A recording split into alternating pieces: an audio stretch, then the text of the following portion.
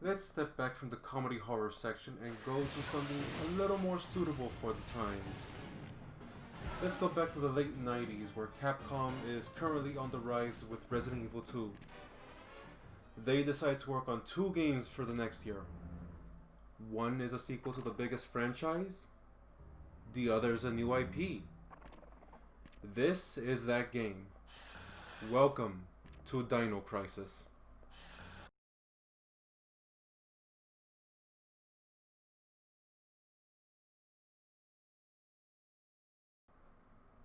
Dino Crisis was released on July 1st, 1999 for the PlayStation 1.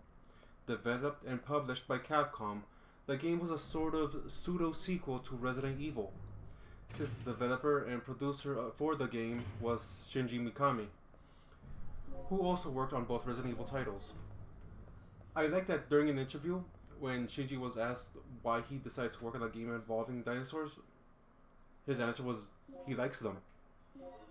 He also brought up that Jurassic Park was also an inspiration for the game. The game begins with a message with orders to infiltrate Ibis Island to extract Dr. Kirk. Regina, Gale, Rick, and Cooper are assigned this mission and land on the island. Everyone except for Cooper lands safely, while Cooper meets one of the locals.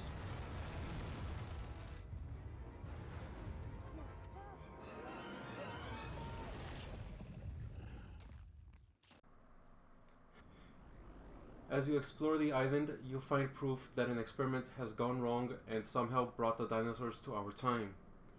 Unlike Resident Evil, Dino Crisis was marketed as a panic horror game instead of a survival horror. I'm not really sure why they...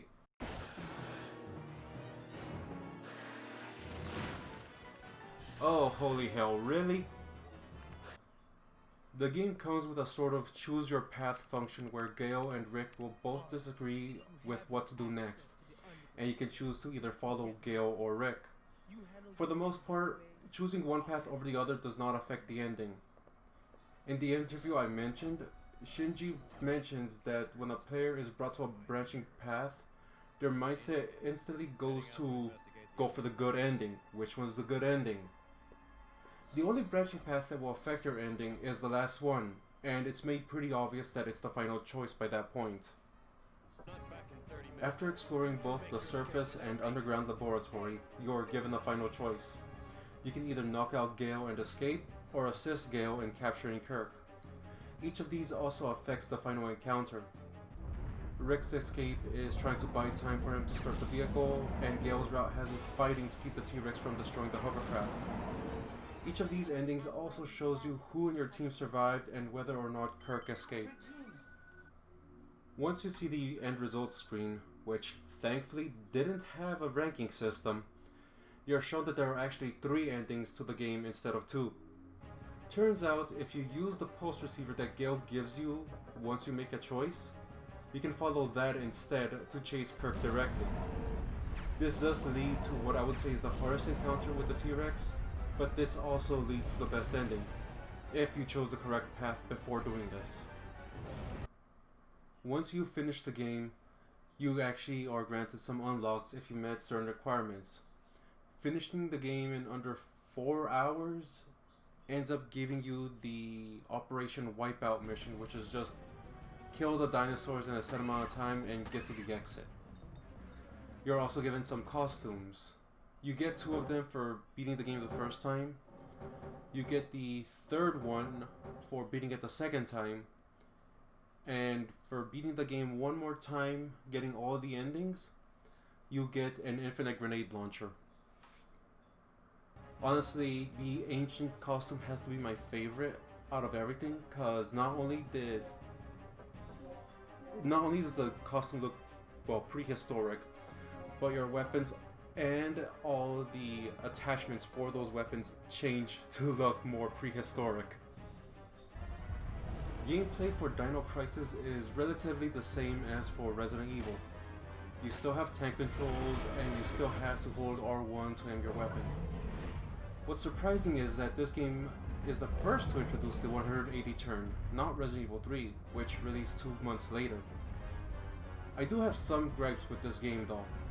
Even though your inventory is 10 slots, stacking ammunition is very limited. You can only hold 34 rounds of 9mm, and you can only hold 10 shotgun rounds per stack. You can't just run around killing raptors every time you see them. You need to pick your fights, because these guys are literally tanky and can easily eat all your ammunition. Your saving grace is that you can combine items to make tranquilizer darts. They come in 4 variations: small, medium, large, and poison. You can fire these off to knock a dinosaur out and not have to deal with them for a while. Or you can shoot them while they're sleeping deeply. Or just use a poison dart for instant satisfaction. My next gripe is how the game handles files. Instead of just taking them with you after you read them, they're just left there. So if you need a code, you read it, and you forgot it, you have to go back to where that file is to remind yourself of it. Another one is the box system, but it's not the biggest gripe I have. During the game, you find plugs. These let you open up the green, yellow, and red boxes that are on the walls, and each of these take a different number of plugs to open. You can use these to take items from your inventory and place them inside.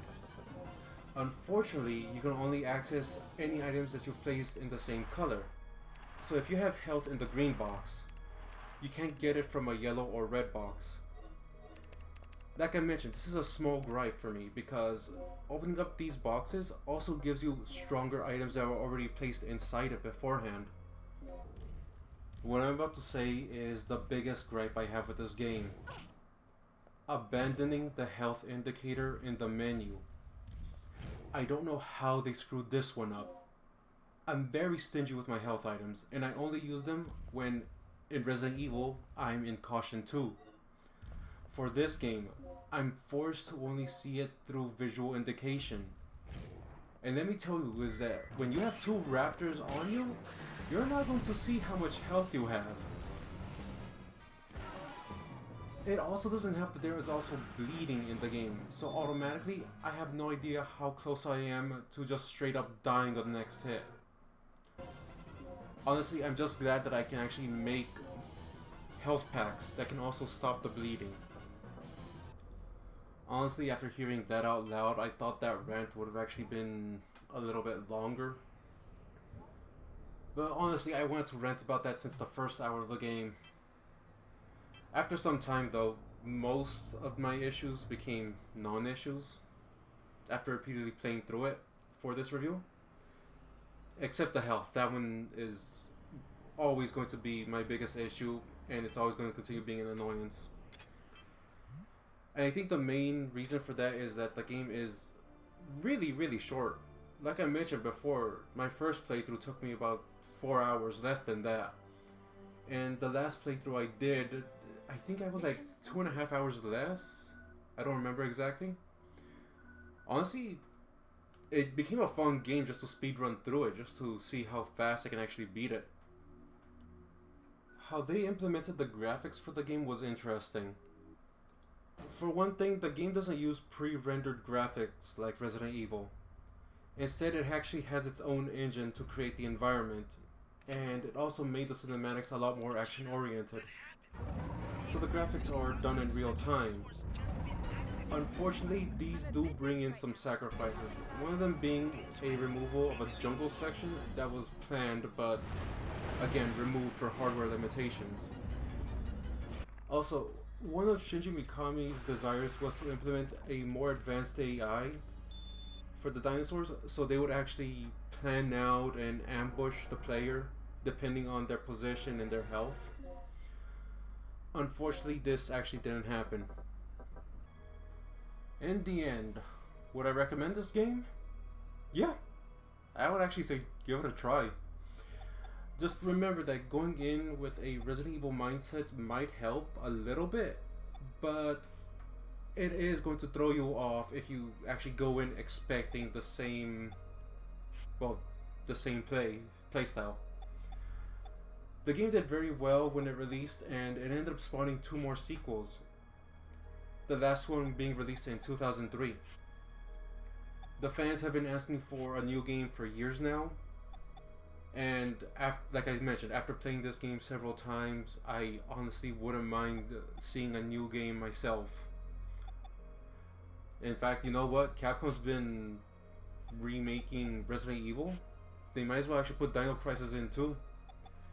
Make it a little bit longer. Actually improve the dinosaur AI. Maybe bring in Shinji Mikami again to direct the game. I wouldn't mind playing a game like that if it ever happens.